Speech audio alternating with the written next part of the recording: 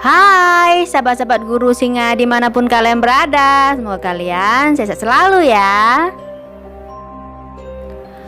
Hari ini saya akan menceritakan sebuah kisah tentang Datuk Kevin Morais di Malaysia.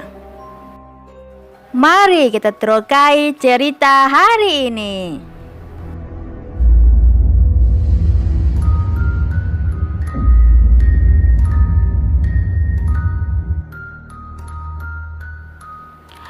Datuk Anthony Kevin Morais lahir pada 22 Maret 1960, merupakan timbalan ketua bahagian bicara dan rayuan dari Jabatan Penguam Negara dan Suruhanjaya Pencegah Rasuah Malaysia atau SPRM yang dilaporkan hilang pada 4 September 2015, dipercayai telah diculik sebelum dibunuh. Pada hari kejadian pada 4 September ketika Kevin dalam perjalanan ke tempat kerja di Putrajaya, 4 penculik yang kemudian menjadi pembunuh dengan sengaja mewujudkan kecelakaan jalan raya. Tanpa mencurigai apa-apa, Kevin telah turun dari mobilnya untuk memeriksa keadaan kendaraan itu dan seterusnya menyebabkan beliau diculik. Kejadian itu berlaku ketika waktu puncak dan dalam keadaan lalu lintas yang sangat sesak.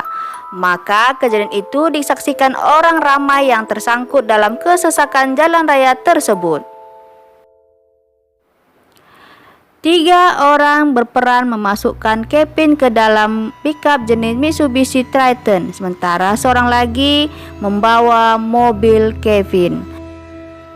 Menurut kepolisian, sekiranya orang ramai membuat laporan, nasib Kevin Morais mungkin berubah atau dia mungkin dapat diselamatkan lebih awal. Pada saat itu, sumber polis memberitahu pembunuhan Kevin Morais telah dirancang secara teliti oleh pembunuhnya. Kejadian itu sangat pantas berlaku. Kejadian itu mengakibatkan Kevin tidak hadir di kantornya dan mulailah kawan-kawannya di kantor mulai bimbang serta keluarganya juga bimbang. Mereka pun melaporkan kehilangan Kevin pada hari itu juga. Keluarga Kevin Morais melaporkan kehilangannya bukan tanpa sebab, karena telepon bimbitnya juga gagal dihubungi. Sedangkan teman-temannya di kantor juga tidak mengetahui di manakah keberadaannya. Keesokan harinya pula, yaitu pada 5 September 2015, sebuah mobil jenis Proton perdana versi Honda Accord yang menyerupai mobil yang dipandu Morais telah dijumpai dalam keadaan hangus terbakar di ladang kelapa sawit Kampung Sungai Samak, Hutan Melintang, Perang. Walau bagaimanapun, pihak polisi tidak dapat mengenal pasti nomor mesin kendaraan tersebut karena ia telah dikikis. Ramai yang mengatakan kasus kehilangan Morais dikaitkan dengan isu 1MDB, tetapi ia disanggah oleh Jabatan Penguam Negara. 5 hari selepas kehilangan Morais, tersebar kabar angin yang memaklumkan mayat Morais sudah dijumpai di Sungai Klang, dan sekali lagi berita tersebut disangkal oleh pihak polisi. Polisi mengatakan Morais dilarikan orang berdasarkan pemeriksaan polisi ke atas rekaman CCTV di sepanjang laluan yang dicurigai digunakan Morais. Kasus ini disiasati mengikuti Seksyen 365 Kanun Keseksaan karena menculik. Ketua Polisi Negara Tan Sri Khalid Abu Bakar mengesahkan Morais dilarikan 5 lelaki di Jalan Telawi Bangsar berdasarkan rekaman CCTV diperoleh polisi. Visual menunjukkan kendaraan Morais dihalang sebuah kendaraan lain sebelum mereka berhenti di tepi jalan. Pada 16 September 2015, mayat Kevin Morais ditemukan dalam sebuah tong berisi konkrit di Jalan Subang 3, Taman Subang Mewah, USG 1. mayat Morais ditemukan hasil pengakuan beberapa tersangka utama yang telah ditahan dalam serbuan besar-besaran oleh pasukan petugas khas jenayah terancam di seluruh negara. 17 September 2015, tersangka berusia 52 tahun dipercayai seorang dokter perubatan anggota tentara Malaysia atau ATM ditahan untuk membantu siasatan kasus bunuh Morais. Alangkah kejam dan ngerinya cara mereka menghabisi Morais. Mereka memasukkan Morais ke dalam tong berwarna biru lalu menyeminnya. Motif pembunuhan.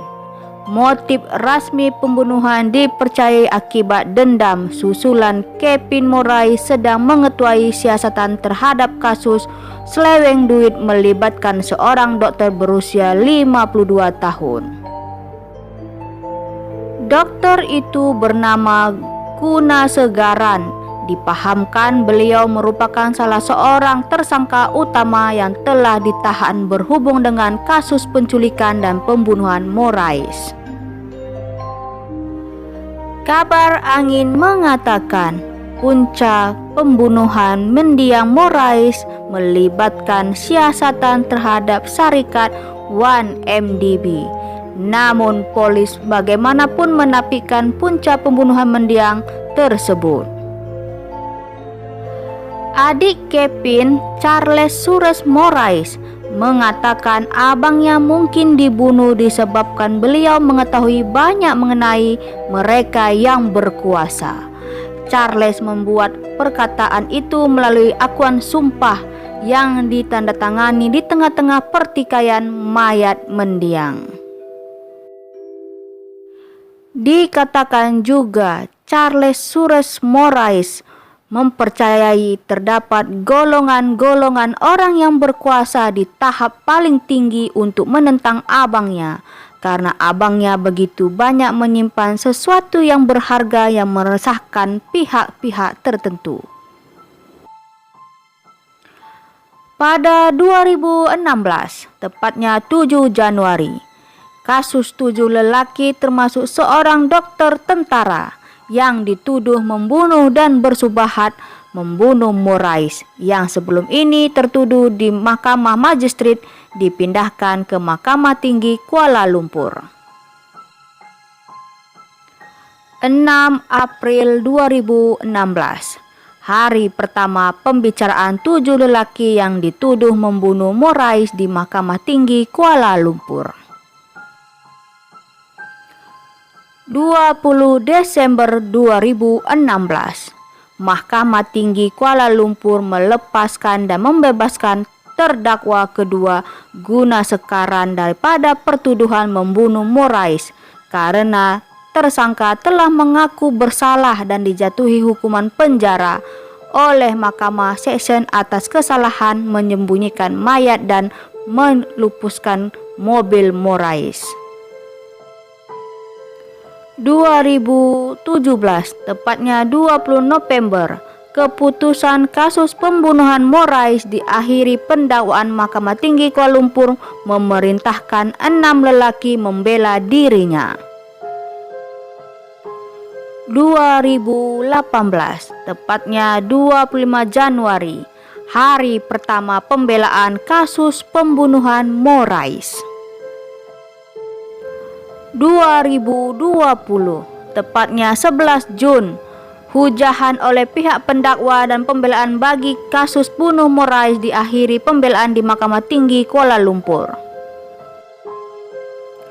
10 Juli, keputusan diakhiri. Pembelaan Mahkamah Tinggi Kuala Lumpur memerintahkan 6 lelaki dihukum gantung selepas didapati bersalah membunuh Morais.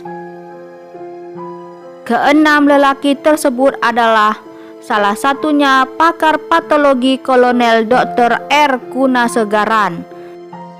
Yang kedua bernama S. Rapi Chandran, seorang pemberi pinjaman uang. dan 4 orang pengangguran bernama R. Diniswaran, kedua Ake Tiniskumar, M. Pisanatan, dan juga S. Nimalan. Akhirnya Mahkamah Tinggi menjatuhkan hukuman gantung kepada semua yang terlibat karena mempunyai niat bersama membunuh Morais pada tahun 2015. Bagaimana menurut kalian tentang kisah pembunuhan ini?